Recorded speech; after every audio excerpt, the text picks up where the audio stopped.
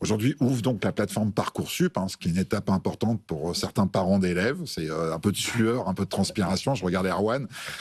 Donc la plateforme sur laquelle, on va dire, les lycéens et certains étudiants prononcent leurs vœux d'orientation post-bac.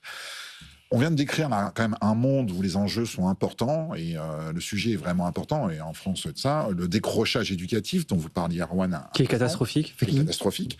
Et on voit aussi qu'on est dans un monde de ruptures, sur lequel les ruptures peuvent être technologiques, géopolitiques, ainsi de suite, ainsi de suite. Et on a quand même le sentiment que notre tissu éducatif est assez lourd et a du mal un peu à suivre là où l'économie va. Est-ce qu'aujourd'hui, les formations, je regarde Erwan dans les yeux, qui sont proposées sur Parcoursup, prépare bien à des jobs de demain, c'est-à-dire aux besoins de l'économie sur tous les enjeux dont on vient de parler. Vous êtes en alerte là-dessus, Alors, Erwan ? il y a deux choses. Il y a la logique, effectivement, de se dire, la petite musique, de se dire, il faut qu'on forme des mecs dans la cybersécurité, dès le lycée, etc. etc. Ou dans l'industrie. Ou dans l'industrie. Moi, je suis pas du tout en accord avec ça. C'est-à-dire, en 2017, je me rappelle, il y avait la petite musique Tous codeurs. Quand on a, aujourd'hui, les codeurs, on n'a plus besoin. Donc, on aurait envoyé 150 000 gamins, en fait, à l'abattoir, en leur fait faire bouffer du code. Et derrière, si jamais ils auraient été tous mis au chômage par ChatGPT. À l'époque de la révolution de la mécanisation, c'est comme si on avait dit tous garagistes. Non. Par contre, ce qui est bien, c'est d'avoir des notions de mécanique pour justement comprendre la révolution en question. Moi, je pense plutôt qu'au contraire, ce qu'il faut, c'est un renforcement sur les fondamentaux, maths, français, histoire, philosophie. Philosophie, on l'oublie. Les briques de base, quoi. Les briques de base, parce que c'est là-dessus que vous allez pouvoir construire. Là, quand vous discutez justement, Christian nous disait, nos 10%, les esprits les plus brillants qui s'exportent chaque année, quand vous regardez la plupart des gens qui constituent les membres les plus brillants de ce pays, nos médailles Fields, nos prix Nobel, etc., sont des gens qui disent « j'ai toujours eu le goût de la lecture et le goût du chiffre ». Et en fait, c'est des gens qui en sont devenus des top 1%, top mondial dans leur domaine, parce que justement, ils avaient ces fondamentaux-là. Or, aujourd'hui, les fondamentaux sont plus présents en France. Quand on regarde PISA, il n'y a qu'à regarder PISA. PISA, juste pour préciser, c'est un peu l'étude référente tout à fait, mondiale, le classement de l'OCDE, voilà, qui fait le classement justement des différents pays en numératie, en littératie, etc. Moi, je pleure chaque année à chaque fois que je le vois, parce que c'est tous les 3 ans le classement qui tombe, mais à voir à quel point la France est en décrochage absolument total.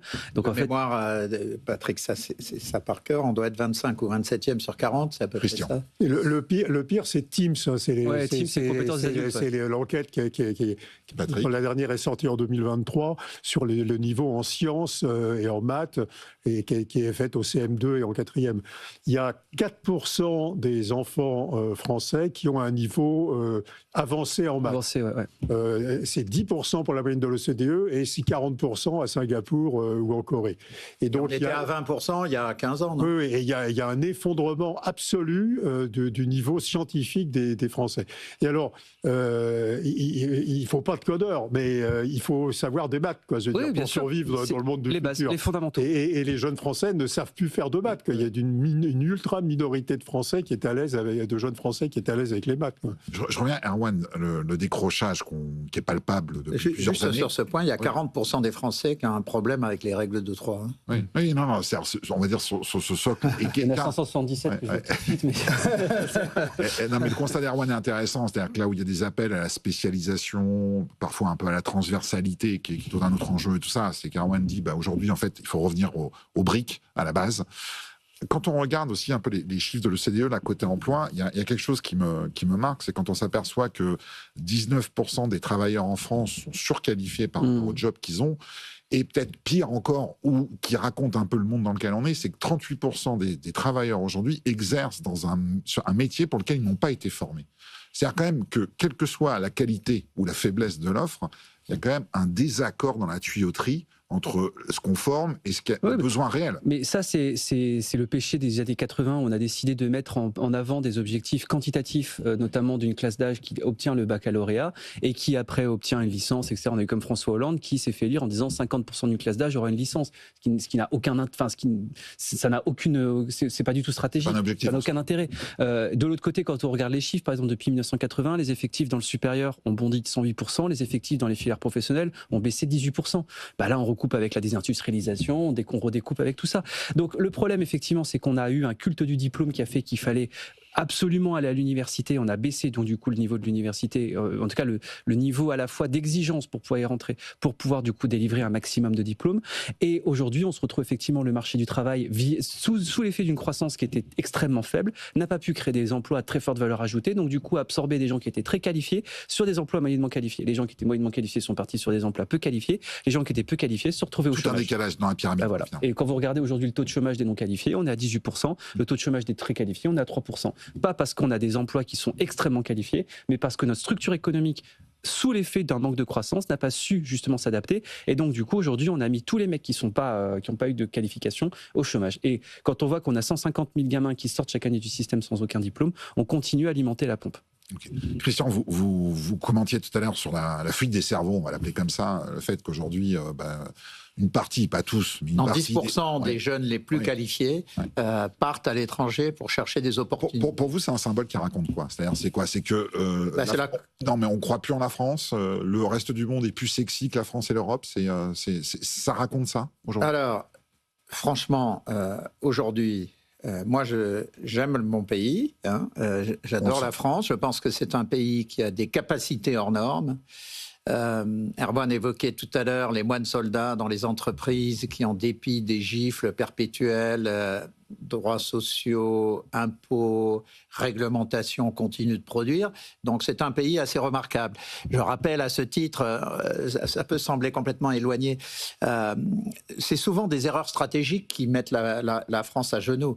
Mais les Français eux-mêmes sont exceptionnels. On fait une erreur stratégique face à l'Allemagne en 1940, puisque c'était d'ailleurs De Gaulle qui avait dit il faut des colonnes de blindés, et la France choisit de mettre ses blindés en appui des divisions d'infanterie.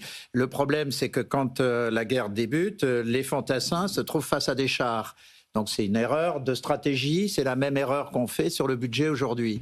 Mais ce qu'on ne dit pas, c'est qu'on perd 70 000 hommes en 18 jours parce que les Français sont allés sur les chars.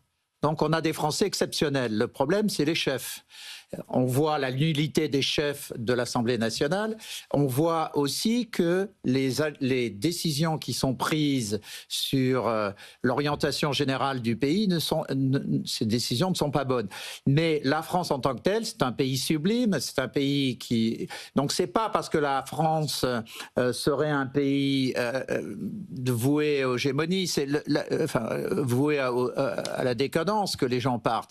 Ils partent du fait qu'on n'a pas de croissance depuis 20 ans. C'est le fruit des 20 années à 1% de croissance. Donc la question, c'est comment on peut réindustrialiser dans le numérique, comment on réinvestit dans l'espace. Aujourd'hui, on a quand même des choix majeurs, y compris au niveau européen. Iris, on a un projet que les Allemands essayent de tuer parce que c'est pas leur satellite à eux. Enfin, c'est de la folie totale. Donc, la question, c'est est-ce que dans les ajustements et dans les arbitrages, le budget, le PIB de la France, il est au-dessus de 3 000 milliards. Hein. La dépense publique, c'est 57% de ces 3 000 milliards. Donc, on est à 1700 milliards. Bon, sur ces 1700 milliards, la question, c'est est-ce qu'on est capable... Il ne s'agit même pas... Il s'agit à la fois de faire un ajustement sur une moindre hausse de ce budget de dépenses publiques au cours des années qui viennent, mais à l'intérieur de ce budget, est-ce qu'on est capable de déplacer une 50aine de milliards de la dépense sociale vers les dépenses d'avenir? La réponse que la France collectivement donne par sa classe politique, c'est non, on ne peut pas faire cet ajustement. Donc les jeunes ultra qualifiés partent.